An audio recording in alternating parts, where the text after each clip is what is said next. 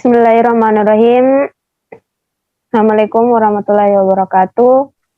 Waalaikumsalam warahmatullahi wabarakatuh.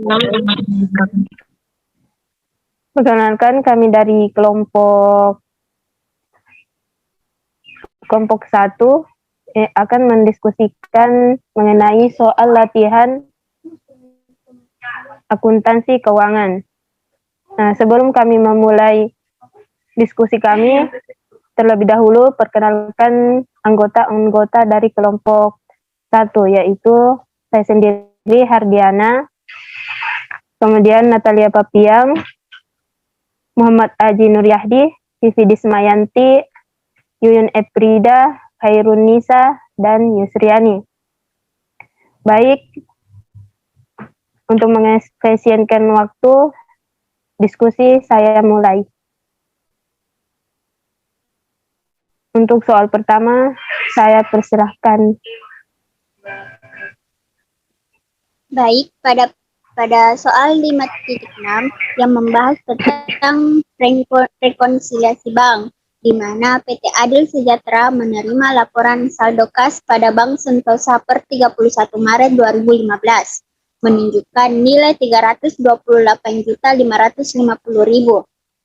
Kemudian, akuntan PT Adil Sejahtera memeriksa saldo kas berdasarkan pencatatan akuntansinya dan menunjukkan nilai sebesar 327.955.000 per 31 Maret 2015. Kemudian, akuntan PT Adil Sejahtera memeriksa saldo kas per 30 Januari 2015.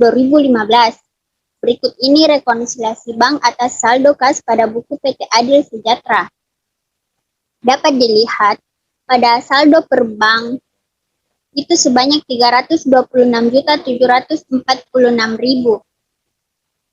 Kemudian ditambah dengan deposit dalam transit sebanyak 2.100.000.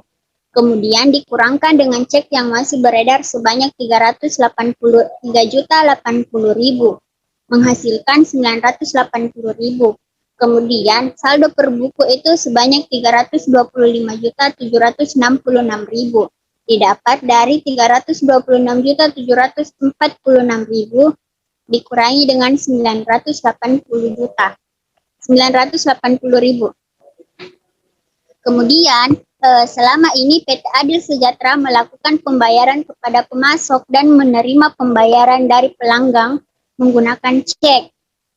Setelah melakukan pemeriksaan dengan seksama atas catatan akuntansi dan laporan bank, akuntan PT Adil Sejahtera menemukan beberapa transaksi yang perlu direkonsiliasi.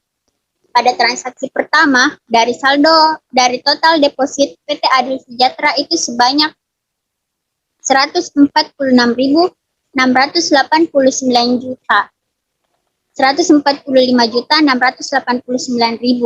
Kemudian Bank Sentosa baru mencatat senilai 142.584.000. Demikian juga dari transaksi-transaksi selanjutnya yang akan diminta untuk membuat berapakah nilai kas per 31 Maret 2015 yang telah disesuaikan.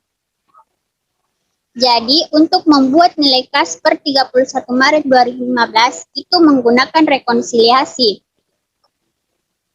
Di mana pada rekonsiliasi itu dibuat menjadi dua pembukuan, yaitu pembukuan perusahaan dan pembukuan bank. Jadi, pada saldo per laporan entitas itu merupakan saldo dari pembukuan perusahaan, yaitu PT Adil Sejahtera, sebanyak 327.950.000.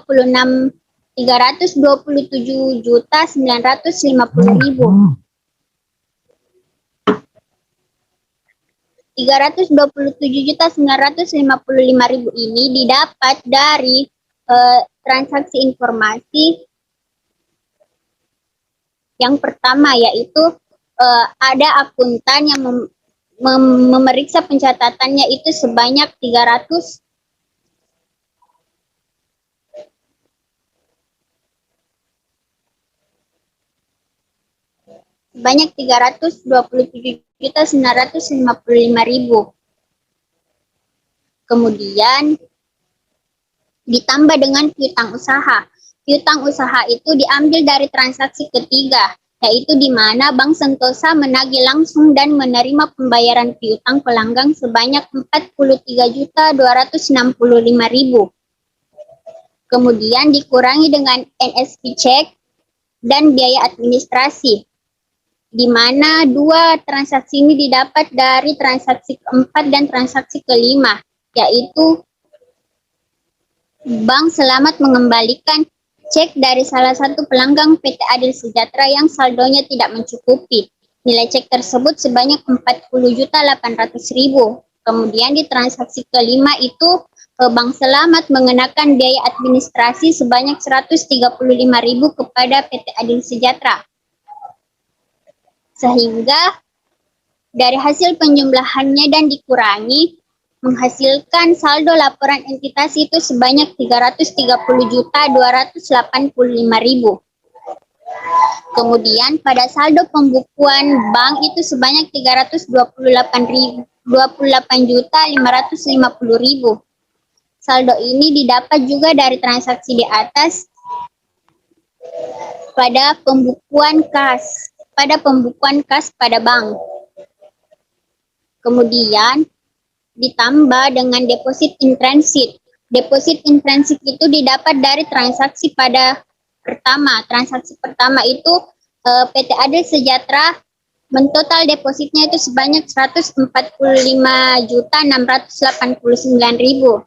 Tapi Bank Sentosa baru mencatatnya 142.584.000, sehingga diselisihkan menjadi 3.105.000 yang belum tercatat pada bank. Kemudian terjadi kesalahan pencatatan sebanyak 101.520.000. Itu terjadi pada transaksi kedua, di mana pada transaksi kedua itu PT Aman Sentosa melakukan pembayaran kepada pemasok senilai 110.080.000, di mana Bank Selamat mencatat pengeluaran kasnya itu sebanyak 111.600.000, sehingga diselisihkan menjadi 101.520.000.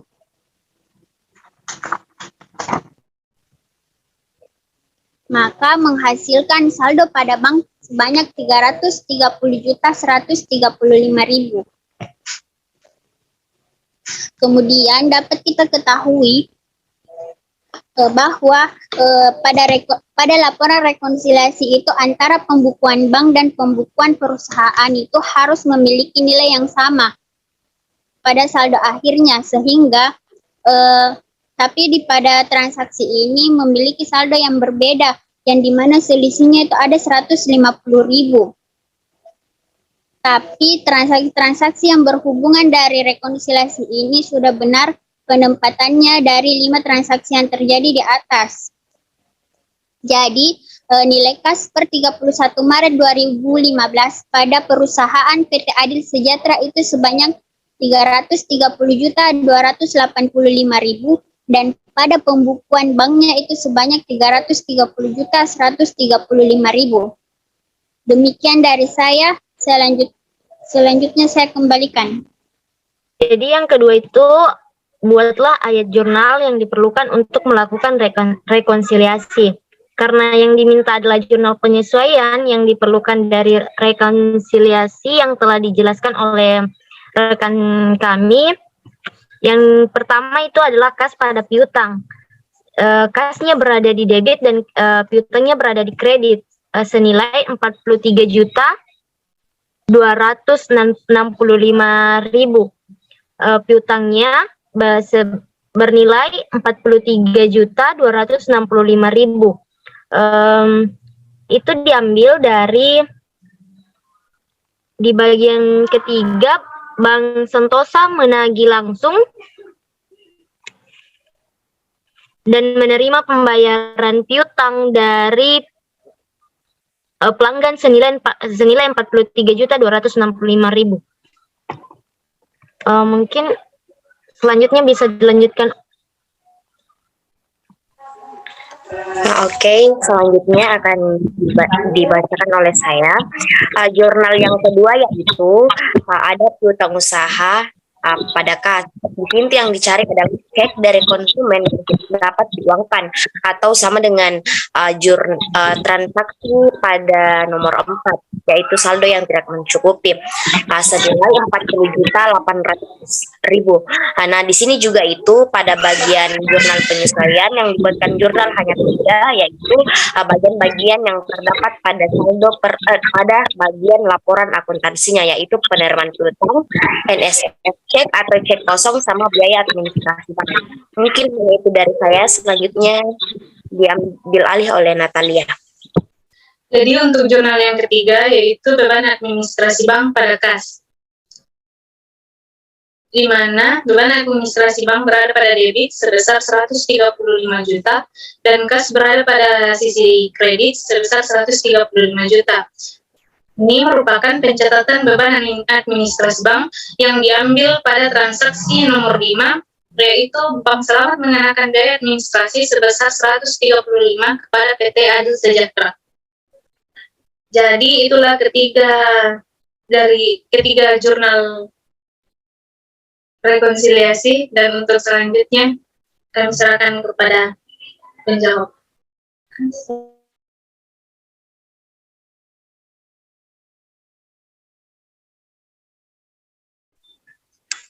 Selanjutnya itu soal 5.7 mengenai kas kecil. PT Teladan merupakan dana kas dengan metode MPRS sebagai salah satu alat pengendalian internal atas pengeluaran tunai yang tidak bernilai besar.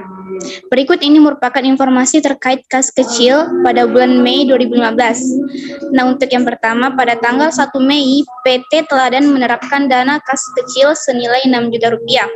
Di sini diminta untuk buatlah seluruh ayat jurnal yang diperlukan terkait dengan transaksi kas kecil PT Teladan pada bulan Mei 2015. Nah, untuk jurnal pada 1 Mei yaitu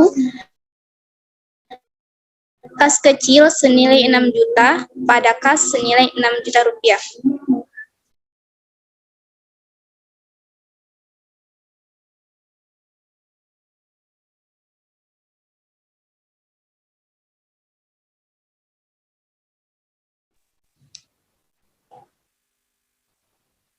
Ya, baik, terima kasih. Selanjutnya pada soal 57, berikut ini transaksi penggunaan kas kecil di mana pada tanggal 2 Mei PT Teladan membeli perlengkapan kantor senilai 1.800.000 dan pada tanggal 4 Mei PT Teladan membayar biaya pengiriman persediaan senilai 750.000.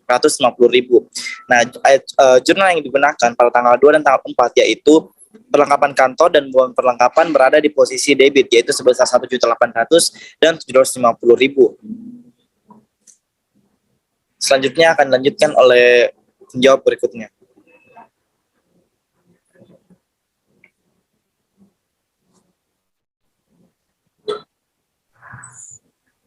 Baik, pada tanggal 4 Mei, PT Teladan membayar biaya pengiriman persediaan senilai 750.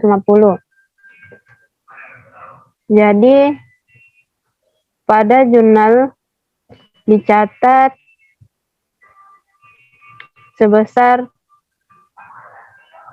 akunnya yaitu beban pengiriman sebesar 750 di debit. Kemudian di tanggal 7 Mei, PT Teladan membayar tagihan air sebesar 1.200.000 dan tagihan telepon sebesar 510. Jadi pada jurnalnya ditulis akun beban air dan beban telepon, di mana beban air senilai 1.200.000 di debit dan beban telepon sebesar 510.000 di debit. Kemudian di tanggal 10 Mei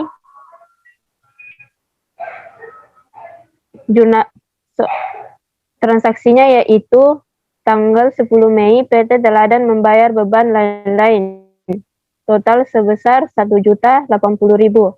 Jadi di jurnalnya ditulis akun beban lain-lain di debit sebesar 1.080.000.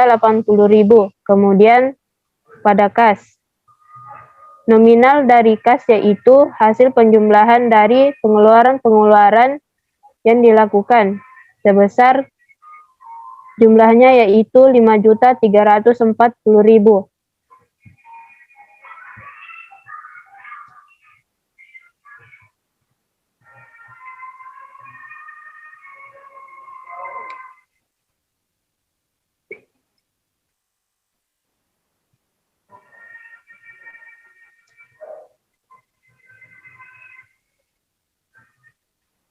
Baik, mungkin itu saja diskusi kami mengenai tugas akuntansi keuangan.